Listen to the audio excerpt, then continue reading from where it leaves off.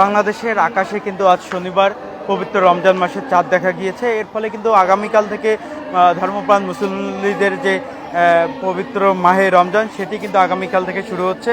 এবং আজ কিন্তু আমরা সন্ধ্যার পর দেখেছি জাতীয় মসজিদ বাইতুল মোকাররম মসজিদের সভাকক্ষে কিন্তু চাঁদ দেখা কমিটির একটি সভা অনুষ্ঠিত হয়েছে এবং সেই সভা থেকে কিন্তু নিশ্চিত করা হয়েছে যে আজ বাংলাদেশের আকাশে পবিত্র মাহে রমজানের চাঁদ দেখা গিয়েছে। এবং এরপরেই কিন্তু আসলে আমরা দেখেছি ধর্মপ্রাণ মুসল্লিদের যে একটা উল্লাস সেটি কিন্তু মসজিদেও আমরা দেখেছি। এবং আজ এশার নামাজের পর থেকেই কিন্তু ধর্মপ্রাণ মুসল্লিরা কিন্তু এশার নামাজের পাশাপাশি কিন্তু পবিত্র তারাবির যে নামাজ সেই নামাজ কিন্তু আদায় করছেন। আর একটু তথ্য দিয়ে রাখি, এরপর কিন্তু শেষ রাতে রোজা রাখার উদ্দেশ্যে কিন্তু সিহরি খাবেন মুসল্লিরা। এবং আর একটু তথ্য দিয়ে রাখি যে এর আগে কিন্তু শুক্রবার সৌদি আরবে রমজান মাসের চাঁদ দেখা গেছে এবং আজ শনিবার দেশটিতে কিন্তু শুরু হয় পবিত্র এই রমজানের মাস। এছাড়াও কিন্তু সংযুক্ত আরব আমিরাত সহ বিশ্বের বেশ কিছু দেশেও কিন্তু শুক্রবার রমজানের চাঁদ দেখা গেছে। এদিকে পবিত্র রমজানের মাসে খতমে তারাবি আদায়ের সময় দেশের সব মসজিদে একই পদ্ধতিতে অনুসরণের আহ্বান জানিয়েছেন কিন্তু ইসলামিক ফাউন্ডেশন।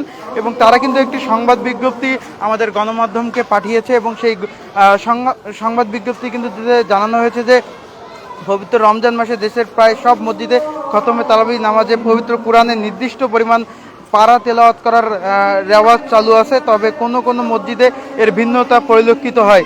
এতে করে বিভিন্ন স্থানে কিন্তু যাতায়াতকারী কর্মজীবী ধর্মপ্রাণ মুসল্লিদের মধ্যে পবিত্র কোরআন খতমে ধারাবাহিকতা রক্ষা করা সম্ভব হয় না। এই সংবাদ বিজ্ঞপ্তিতে কিন্তু ইসলামিক ফাউন্ডেশন আরও জানিয়েছে যে ধর্মপ্রাণ মুসল্লিদের মধ্যে একটি অতৃপ্তি ও মানসিক চাপ অনুভূত হয় এবং পবিত্র কোরআন খতমের পূর্ণ সওয়াব থেকেও কিন্তু তারা বঞ্চিত হন। এ পরিস্থিতি নিরসনকল্পে পবিত্র রমজান মাসের প্রথম 6 দিন 1.5 পারা করে 9 পারা এবং বাকি 21 দিনে 1 পারা করে 21 পারা তেলাওয়াত করলে 27 রমজান রাতে অর্থাৎ পবিত্র শবে কদরের পবিত্র কোরআন খতম করা সম্ভব হবে বলে সেই বিজ্ঞপ্তিতে জানানো হয়েছে। এবং ইসলামিক ফাউন্ডেশন কিন্তু সেই বিজ্ঞপ্তিতে আরও জানিয়েছে যে দেশের সব মসজিদে খতমে তারাবি নামাজের আদায়ে প্রথম 6 দিনে 1.5 পারা করে এবং পরবর্তী 21 দিনে 1 পারা করে তেলাওয়াতের মাধ্যমে পবিত্র শবে কদরে কোরআনে খতমের জন্য ইসলামিক ফাউন্ডেশনের পক্ষ থেকে সারা দেশের মসজিদে সম্মানিত খতিব, ইমাম মসজিদ এবং মুসল্লি এবং সংশ্লিষ্ট সবার প্রতি তারা কিন্তু অনুরোধ জানিয়েছেন। অর্থাৎ তারাবি নামাজের যে কোরআন খতম করে যে ধারাবাহিকতা সেটি বজায় রাখার লক্ষ্যে কিন্তু ইসলামিক ফাউন্ডেশনের পক্ষ থেকে এরকম কিন্তু একটি বিজ্ঞপ্তি দেওয়া হয়েছে। এবং আমরা কিন্তু এই মুহূর্তে রাজধানীর মিরপুরের একটি মসজিদের সামনে অবস্থান করছি। আপনারা দেখছেন তো ক্যামেরার পিছনে, আসলে এশার নামাজের পর থেকেই কিন্তু আমরা দেখেছি যে তারাবির নামাজ শুরু হয়েছে এবং তারাবির নামাজ কিন্তু এখনও চলমান রয়েছে। ধর্মপ্রাণ মুসল্লিরা কিন্তু এখানে নামাজ আদায় করছেন এবং তারা কিন্তু অনেকটা উচ্ছ্বাস প্রকাশ করছেন। এখানে অনেক মুসল্লি কিন্তু এসেছেন, তাদের সঙ্গে তাদের যারা সন্তানরা তারাও এসেছেন তারাবির নামাজ আদায় করতে। আমরা একটু একজনের সঙ্গে কথা বলবো, একটু লাইভে আসি আমরা। এই যে দীর্ঘদিন পর 1 বছর পর রমজান আসে, একটা মুসল্লিদের জন্য একটি আলাদা আনন্দ উৎসব। তো আজকে থেকে তারাবি শুরু, কালকে থেকে রোজা শুরু, কেমন লাগছে একটু বলুন। আলহামদুলিল্লাহ, অনেক ভালো লাগতেছে।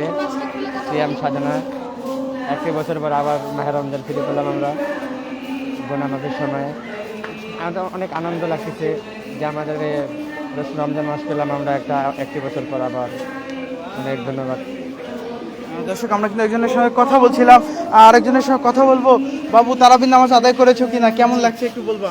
আলহামদুলিল্লাহ, খুবই ভালো লাগছে। কাল আমাদের রোজা শুরু হবে, আমাদের মুসলমানদের একটি বড় উৎসব। আলহামদুলিল্লাহ, আমি প্রথম তারাবি পড়ে অনেক খুশি। সবাইকে বলছি আপনারাও 30টি রোজা রাখার চেষ্টা করবেন এবং তারাবি পড়বেন, আল্লাহর কাছে সকল গুনাহ মাফ চাবেন। এটি বলে আমি শেষ করলাম।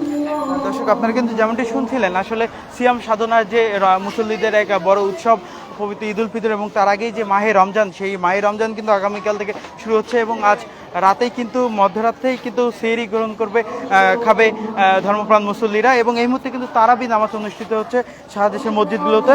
তো দর্শক, এই ছিল আমার কাছে এখান থেকে সর্বশেষ।